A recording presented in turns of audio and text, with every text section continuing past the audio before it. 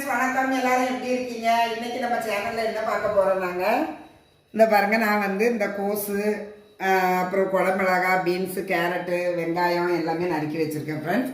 நான் வந்து ஒரு ஃப்ரைட் ரைஸ் தான் பண்ண போறேன். அந்த வீட்டிலையே எளிய முறையில் நம்ம எப்படி செய்யலாம்னு சொல்லிட்டு என்னுடைய ஸ்டைலில் எனக்கு தெரிஞ்ச அளவில் நான் செய்கிறேன் ஃப்ரெண்ட்ஸ்.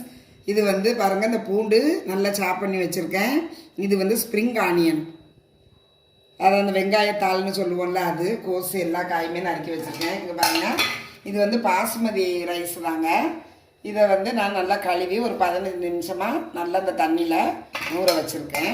இது வந்து வெஜ்ஜு ஃப்ரைட் ரைஸுங்க. அதனால தான் நான் எல்லாமே காய்கறியெல்லாம் இந்த பாருங்கள் நறுக்கி வச்சுருக்கேன். இது வந்து 15 நிமிஷம் ஊற வச்சு இந்த மாதிரி தண்ணி நல்லா ஃபில்ட்ரு பண்ணி வடிகட்டி வச்சுருக்கேன். ஏற்கனவே நான் வந்து தண்ணியை நல்லா பாயில் பண்ணி வச்சுருக்கேங்க. இதில் 1 ஸ்பூன் எண்ணெய் ஊற்றி இந்த அரிசியை நம்ம நல்லா வேக வச்சுக்கிடுவோம். ஃபஸ்ட்டு எண்ணெய் போதும், தண்ணி நல்லா கொதிச்சுட்டு இந்த பாருங்கள் ஃப்ரெண்ட்ஸ், தண்ணி வந்து நல்லா கொதித்த உடனே நம்ம இந்த ஃபில்ட்ரு பண்ணி வச்சுருக்கோம் பாருங்கள், இந்த அரிசியை அப்படியே இதில் சேர்த்துருவோம். தண்ணி இல்லாமல் கொஞ்சம் சேர்த்து இது நல்லா ஓரளவுக்கு வேகணும். ரொம்ப வேகக்கூடாது ஃப்ரெண்ட்ஸ். ரொம்ப வெந்ததுன்னா அரிசி வந்து 2 உடைய ஆரம்பிச்சிடும். இதை வந்து லைட்டாக இந்த கரைஞ்சி வச்சு நம்ம அப்படியே கொஞ்சம் கிண்டி கொடுப்போம்.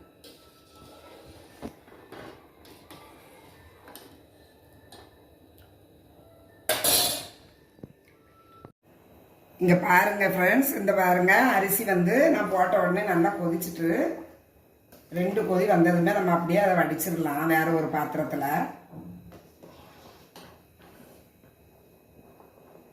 அரிசி வந்து நல்லா முழுசாகவே தான் இருக்குது பாருங்கள். ஆனால் எனக்கு கொஞ்சம் சிம்மில் வச்சு இன்னும் 1 கொதி வந்ததுமே அப்படியே வடிச்சிட வேண்டியதுதான். வெந்துட்டு ஃப்ரெண்ட்ஸ், நான் வந்து இது வேறு ஒரு பாத்திரத்தில் வடிச்சுக்கிடுறேன். வடிச்சிட்டு நம்ம தனியாக எடுத்து வச்சுருவோம். இந்த ஃப்ரெண்ட்ஸ், இந்த அரிசியை வந்து நான் நல்லா வடித்து எடுத்துக்கிட்டேன். அது நல்லா பாயில் ஆகிட்டு நல்லா வெந்துட்டு, இது வந்து வெஜ்ஜு ஃப்ரைட் ரைஸு. அடுத்தாப்பில் நம்ம எப்படி செய்யணுங்கிறத பார்ப்போம். இது அப்படியே ஒரு வாரமாக இருக்கட்டும் ஃப்ரெண்ட்ஸ். வெஜ்ஜு ஃப்ரைட் ரைஸுக்கு ரைஸ் ரெடி ஆகிட்டு ஃப்ரெண்ட்ஸ். நம்ம வந்து இந்த காய்கறியெல்லாம் நறுக்கி வச்சுருக்கோம் பாருங்கள், அதை எப்படி தயார் பண்ணணும்னு பார்ப்போம். நான் வந்து ஒரு பாத்திரம் எடுத்துருக்கேன் ஃப்ரெண்ட்ஸ். ஸ்டவ்வை ஆன் பண்ணிக்கிட்டேன். இந்த அகலமான பாத்திரம் தான் வெஜ்ஜு ஃப்ரைட் ரைஸுக்கு ரொம்ப நல்லா இருக்கும்னு சொல்லிட்டு நான் இந்த பாத்திரத்தை எடுத்துருக்கேன் ஃப்ரெண்ட்ஸ். இந்த பாத்திரம் சட்டி நல்லா காயட்டும். காய்ஞ்சதுக்கு பிறகு இதுக்கு தேவையான எண்ணெய் ஊற்றுவோம். நான் வந்து இந்த காய்கறியெல்லாம் வதக்கிறதுக்கு இதுக்கு தேவையான எண்ணெய் ஊற்றுறேன் ஃப்ரெண்ட்ஸ். எண்ணெய் நல்லா ஓரளவுக்கு காயுது ஃப்ரெண்ட்ஸ். கொஞ்சம் மீடியமாக தான் போடுறேன். இந்த பொடியை நறுக்கி வச்ச பூண்டு கொஞ்சம் போட்டுக்கிறேன் ஃப்ரெண்ட்ஸ். இந்த பாருங்க, இஞ்சி கொஞ்சம் சாப் பண்ணி வச்சுருக்கேன், பச்சை இஞ்சி, அதையும் கொஞ்சம் போட்டுக்கிடுவேன். அதுக்கப்புறம் நறுக்கி வச்ச வெங்காயம்,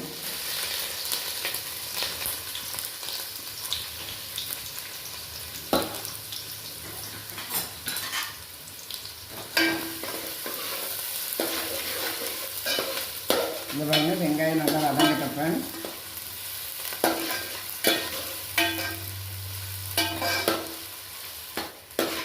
வெங்காயம் நல்லா வதங்கிட்டு ஃப்ரெண்ட்ஸ், நான் வந்து இந்த ஸ்ப்ரிங் ஆனியன் இருக்குது பாருங்கள், அதையும் இதில் சேர்த்துக்கிடுவேன்.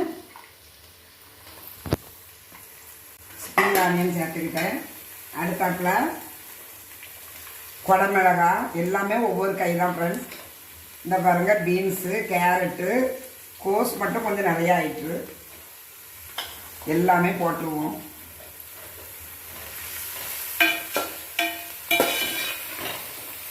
ரொம்பவும் வதங்கக்கூடாது ஃப்ரெண்ட்ஸ். ஒரு 2 நிமிஷம் வதங்கினா போதும். ஹையில் வச்சுட்டு 2 நிமிஷம் வதங்கினா போதும்.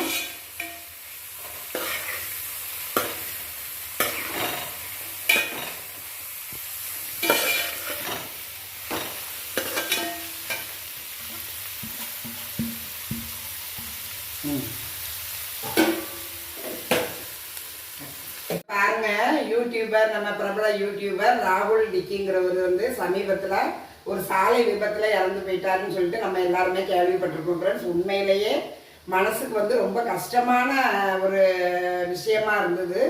அதை கேள்விப்பட்டப்ப நம்ம மனசை நம்ம ஒவ்வொரு தாய்மாரும் ஒவ்வொரு சகோதரிகளும் நம்ம பிள்ளைகளை கஷ்டப்பட்டு வளர்த்த மாதிரி தான் அந்த டிக்கி அந்த ராகுல் டிக்கியோட அம்மாவும் ரொம்ப கஷ்டப்பட்டு வளர்த்து ஆளாக்கியிருப்பாங்க. அவங்க அழுக நம்ம நெஞ்சங்களை எல்லாருமே கரைய வச்சுட்டு ஃப்ரெண்ட்ஸ்.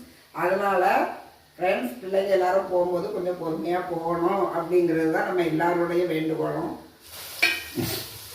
இது நல்லா வெந்துட்டு ஃப்ரெண்ட்ஸ். இப்போ அதை ஓரளவுக்கு தான் 2 நிமிஷம் கொஞ்சம் வேக வச்சுருக்கேன். இப்போ வந்து இதில் என்னெல்லாம் சேர்க்கணும்னா இதுக்கு வந்து இந்த பாருங்கள் கரம் மசாலா நான் 1 ஸ்பூன் சேர்த்துக்கிடுறேன். நான் வந்து வீட்டில் அரைச்ச வத்தல் பொடி தான் ஃப்ரெண்ட்ஸ். வேறு வினிகர் அது இதெல்லாம் எதுவுமே நான் சேர்க்கலை.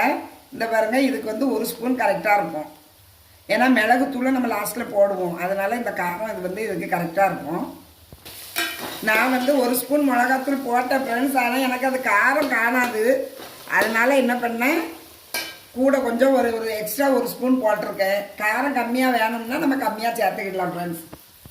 இதுக்கு தேவையான உப்பு ஃப்ரெண்ட்ஸ் இந்த பாருங்க நம்ம அரிசியில் கொஞ்சம் சேர்த்துருக்கணும், நான் அரிசியில் சேர்க்கலை. அதனால் இவ்வளோ உப்பு கரெக்டாக இருக்கும்.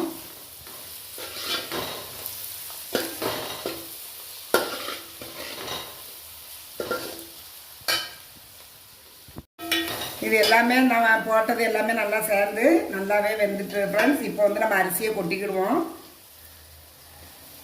சாதத்தை நல்லா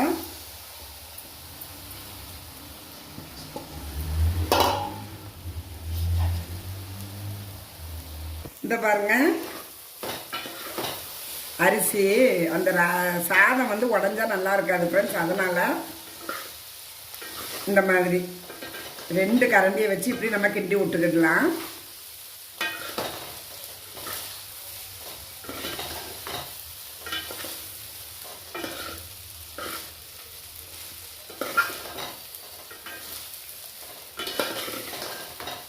அவ்வளோதான் ஃப்ரெண்ட்ஸ்.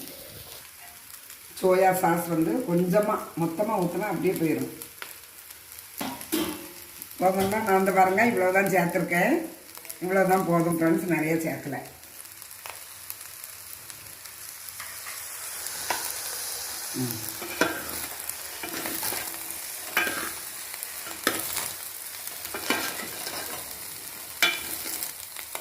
இந்த ஃப்ரைட் ரைஸ்க்கு நம்ம டொமேட்டோ சாஸ் வச்சு சாப்பிட்றதுக்கு எனக்கெல்லாம் ரொம்ப பிடிக்கும் ஃப்ரெண்ட்ஸ். அப்புறம் வந்து க்ரீன் சில்லி சாஸும் ரொம்ப டேஸ்டியாக இருக்கும்.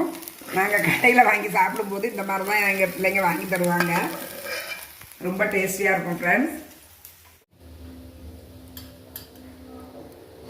நான் 1/2 ஸ்பூனு மிளகுத்தூள் சேர்க்கங்க, லைட்டாக வறுத்து பொடி பண்ணி வச்சுருந்தேன். இந்த கிளைமேட்டுக்கு நம்ம மிளகு தாங்க அதிகமாக சேர்க்கணும் மிளகாத்தூளை விட.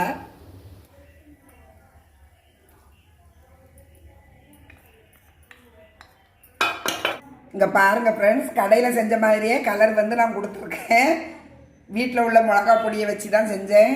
ரொம்ப டேஸ்டியாக இருக்கும் போல இருக்குது. மிளகுத்தூள் வாசம் சும்மா கும்முன்னு இருக்குது.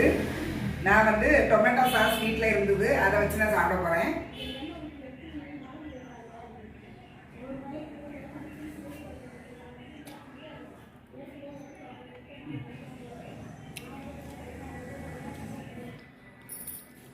சூப்பராக இருக்குது. அப்போ இனிமேல் கடையில் வாங்க தேவையில்ல. நம்ம ஃப்ரைட் ரைஸ் சாப்பிட்ணுன்னா நம்ம வீட்டிலையே இந்த மாதிரி செஞ்சு சாப்பிட்டா ரொம்ப டேஸ்டியாக இருக்கும். ஸ்கூலுக்கு போகிற பிள்ளைங்க, காலேஜ் போகிற பிள்ளைங்க, பேச்சுலர்ஸ் எல்லாருமே இந்த மாதிரி ஈஸியாக செஞ்சு சாப்பிடலாம். ரொம்ப பயனுள்ளதாக இருக்கும். பிள்ளைங்க வந்து வெஜ்ஜு ஃப்ரைட் ரைஸ் வேணும்னு சொல்லிட்டு ரொம்ப அடம்பிடிப்பாங்க ஃப்ரெண்ட்ஸ். அந்த நேரம் வந்து நம்ம வீட்டிலையே சிம்பிளாக நம்ம வீட்டில் இருக்கிற காய்கறிகளை வச்சு செஞ்சு கொடுத்தோம்னா ரொம்ப பயனுள்ளதாக இருக்கும். இது வந்து ரொம்ப ஈஸியான ஒரு மெத்தடு தான். நீங்களே இதே மாதிரி ட்ரை பண்ணி பாருங்கள். தேங்க்யூ, பாய். வேறு ஒரு வீடியோவில் மீட் பண்ணுவோம்.